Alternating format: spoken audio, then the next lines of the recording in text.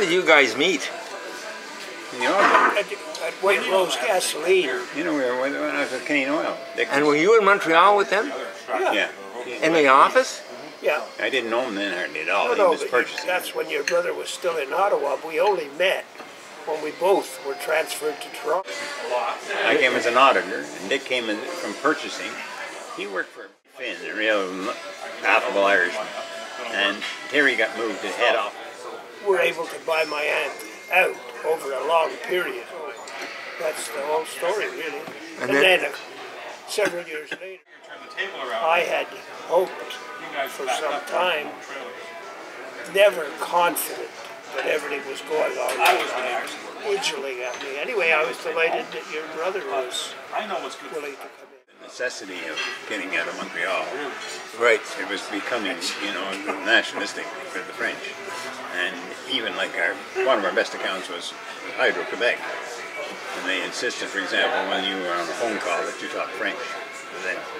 And even they told us that we were going to no longer answer the phone. It's low grants, it's bonjour grants, and so on. And so it was, you could feel it. Right. And we got, so the combination of that, you know, well, I don't know who's the, well, I was the logical one because I was the extra. And how did you guys get into horses? Because you really started very small, didn't you? Oh yeah, that was through the end too, almost, wasn't it? Was it to your end? We were just racing fans. You were fans when I met you. Oh yeah, that's all we were. Yeah. And how did you end up buying? Did you? Well, we just had always had it in the back of our mind that one of these days, if we ever had a nickel or a dime, and then we did have, you know, a nickel or a dime, and that's about all it was. We didn't have any very expensive ones. And Norm and Victor were up here in Toronto and met Ronnie Waples, and they landed on him kind of as a possible trainer. And, you know, I don't remember it, frankly. I do know that it was only very measly type horses that we had. You know, $5,000 and $3,000. Divided in 3 ways, they do. Yeah. You know, Did Victor have a piece of the horses too? oh yeah. The three of you? But there's a sad thing, Don. The son of a bitch never lived to see a winner.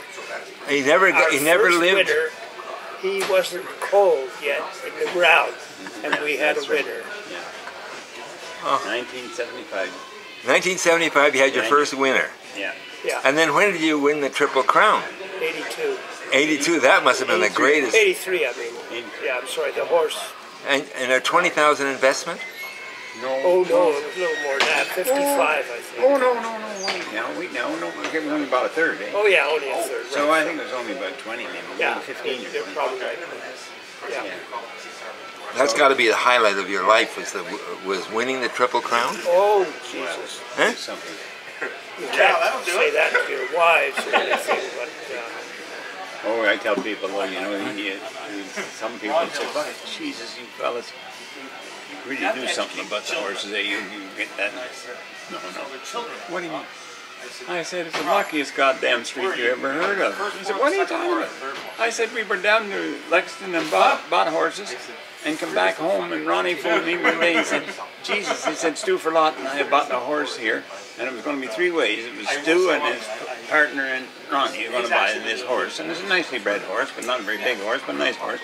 But the partners backed out, and you fellas want a third of this. Well, now what about, well, it costs you 15, 20,000 to get a third. Jesus Christ, Ronnie, I said, we're tapped out. We bound my Lexington, no money. He said, well, Jesus, he said, now wait a minute, now I said, look, tell you what, if we can pay you in the new year, you know, and this is the fall, we're talking about now, down there, we pay in the new year, that'll be fine. He said, Jesus Christ, well, just a minute now, one other thing, I got to talk to my partner here about this. I'm not going to stay. Well, then the Dick and me, him and Hod, and then, well, no, God Christ, it's Ronnie and Ronnie. All right, we'll take a third. Never saw the horse done. Never saw it at Lexington. Shipped the goddamn horse to Florida. It was gone all winter. Never saw it. Shipped it back to Ontario. It was racing in the spring. It was just baby races in the spring. I think finished last or second last. I said, what in the name of Christ have we bought We here? walked across the parking lot saying to each other, Jesus Christ, we've got ourselves a dandy. Son of a bitch turns the last corner in fourth and fades back to sixth. How bad it was down that year. We went down to the fall. I was a 2-year-old now. Right. And the horse is going down to Montreal to race in a bit of a stake race down there, see? Now, the same time that weekend, there's a sale on Woodbine. So Dick and I said, well, piss on going down. I went all the way to Montreal to see that big. So we go to the sale. Who did we run into the first thing is Waples.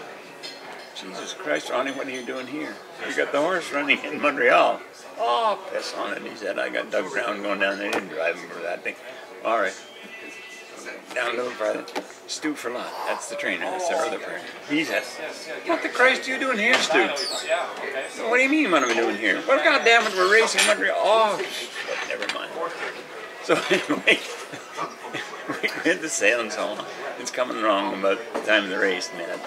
Ronnie says, I'm going to phone down there and see how we did. So he phones down. So, Jesus Christ, the race is just on as he's on the phone, and he's telling us about it. Son of a bitch done, and she doesn't win and break the Canadian record for time. The second fastest ever on a 5/8 mile track in history. All of us are wrong. Only one horse in history had ever gone faster on a 5/8 mile track. Now, do you think that's turned around? Holy Christ. And then And about 3 weeks later, we go to Lexington with him. Now we're all down there. for a A sale. horse called Trim the Tree. That's 13 for 13. It had been in 13 races, and it won all 13 of them.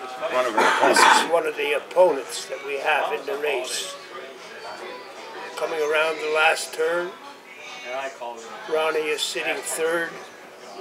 A horse called the Larfus is second, and Trim the Tree is first.